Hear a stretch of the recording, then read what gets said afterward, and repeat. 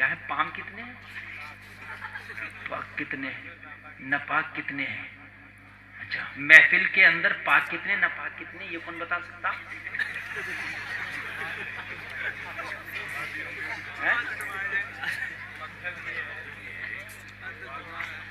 نہیں تو یہ تو سوال غلط ہوا نا، پاک کتنے ناپاک کتنے یہ میں کیسے جان سکتا ہوں؟ یہ پوچھ سکتے تھے کہ یہ پوچھ سکتے ہیں؟ ہاں مجھے کیا پتا کون پاک۔ اچھا ایک بات بتا، اگر کوئی ناپاک ہے بھی تو مجھ سے ہاتھ تھوڑی نہ اٹھواؤں گا، شرمندہ تھوڑی کرنا مقصد ہے یار۔ ہاں تو وہ چیز ہونا چاہیے نا، سوال یہ کہ پاک کتنے ناپاک کتنے یہ میں کیسے بتاؤں گا؟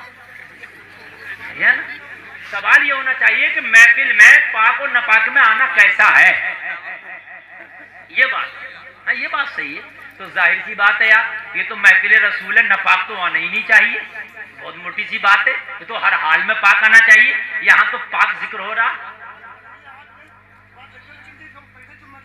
ہاں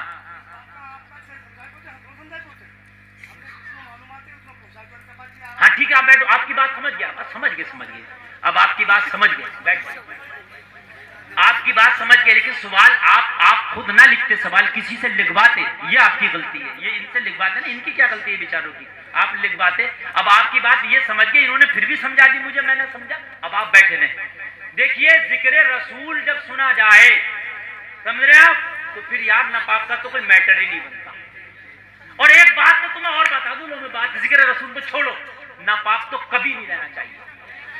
عورت کو مجبوری ہے کہ وہ 7 دن 3 دن 4 دن 5 دن جب ناپاکی کا ایام ہے تو رہے گی۔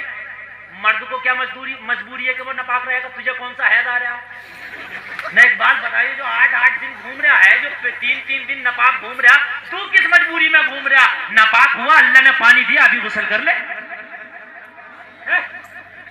معلوم ہے جس گھر میں جنوبی ہو، جس گھر میں ناپاک ہو، رحمت کا فرشتہ نہیں آتا، تو برکت کہاں سے آئے گی؟ بعض جو ہے کئی دن ناپاکی میں نکال دیتے ہیں۔ ابھی ناپاک ہو تو پھر فجر کا بھی انتظار نہ کرو، رات میں غسل کر لو، کیا پتہ فجر ہونے سے پہلے انتقال ہو جائے، تو ناپاک جائے گا، کم سے کم پاکی کے حال میں جائے، سمجھ رہے ہیں آپ، تاکہ پاکی کے حال میں جائے۔ اور اگر بیویوں سے ہم بستری کیا کرو، فجر سے پہلے غسل کر لیا کرو، فجر کی نماز پھر با جماعت پڑھا کرو۔